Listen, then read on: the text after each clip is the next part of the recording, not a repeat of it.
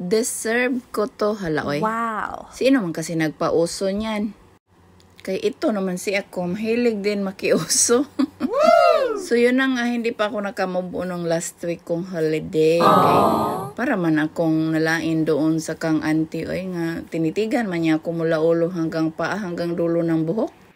So at this time, wala si auntie doon sa bus stop. So okay rasad kung nakita ko niya, kay kung nakita ko niya, tabihan ko man siya.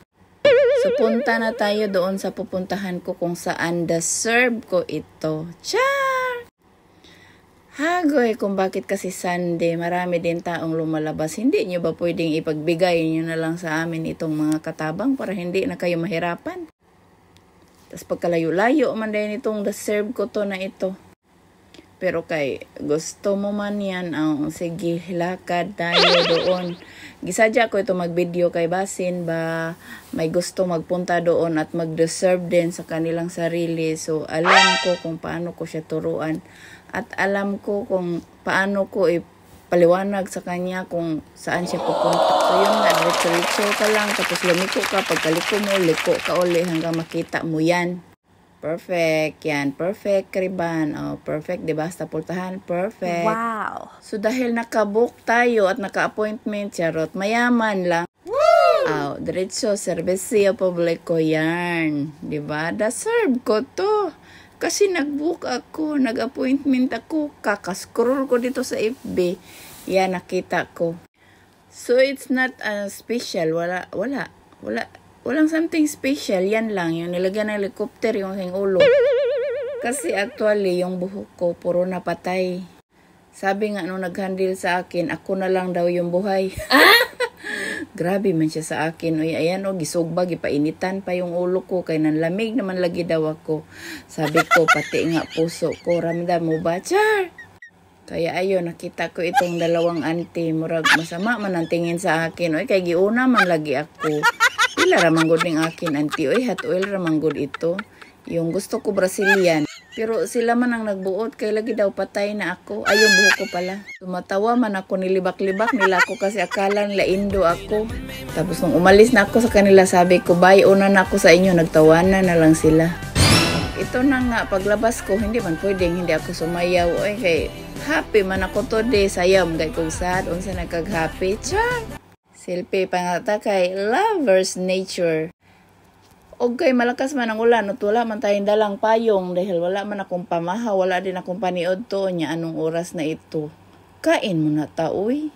Deserve ko to, day off ko ba yan, no? So, yan yung kinain ko. Tapos nahurot ko yan, kalibangon man ako. Kaya yun, dali-dali akong pumasok sa MTR. Uy, tapos naghanap agad ako ng tao na nakasuot ng kulay yellow. Kasi basta naka-yellow, trabahante yan dito sa MTR. Shout out nga pala dyan. Pag naihi kayo or something, anong napili, maghanap agad kayo ng naka-yellow. Dyan sa loob ng MTR, sabihin nyo, Goya mo sisa.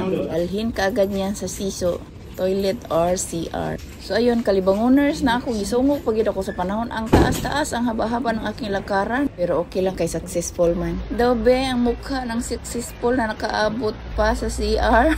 So yun na nga, pumunta ako doon sa aking kaibigan. Tapos hindi ko nakala mapag-abot kami. Natuwa na nakapag hanggang sa akin. Ay, kinilala niya talaga ako. At dahil happy tayo, makiksayaw-sayaw tayo. Oy, ayan, Tapos akala nila dahil nakita nila ako sa reels na nagsayaw ako, magaling ako sumayaw. Halos lahat na makita ko, sabi nila, sayaw ka, oy, tudluan mo kami, agoy. Isa pa tong friend ko, siya naman yung magaling sumayaw, hindi naman ako. Kaya kakanta sana ako, ayaw man niya, hindi na daw niya alam sayawin. Pag kumanta ako kasi yung yung boses ko daw, halay, maulaw man ako dito, Wala gyud, trying hard to sing, trying hard to dance. Ay, bahala na, doon na lang ako sa dance. Uy, kay kahit anong galaw, ang tawag man ay sayaw. So, binigay ko ulit doon sa kaibigan ko yung microphone. Uy, kay hindi gid madala sa lawas. Parang nalipong ako sa busis ko ba. Sayaw na lang ulit ko. Tapos, kumanta man yung kaibigan ko. Kunwari, marunong pug ko, sabay-sabay. Pero, naglipsing lang ko ay.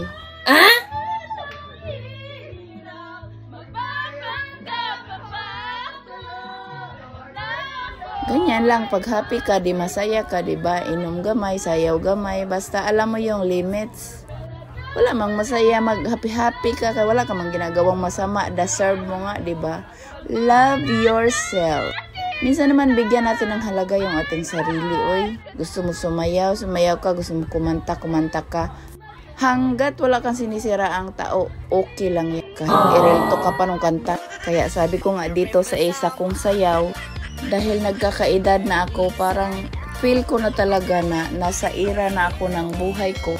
Nasasayaw na lang talaga ako kung ano ang tugtog. Iniisip ko kasi katulad ng problema. Alam ko lilipas din yan. So 'di ba, ito na yung aking deserve. Nabuhay saglit yung aking hair. And this is Lola Jen saying you mahalin mo ang sarili mo. Sabihin mo lagi, deserve ko to.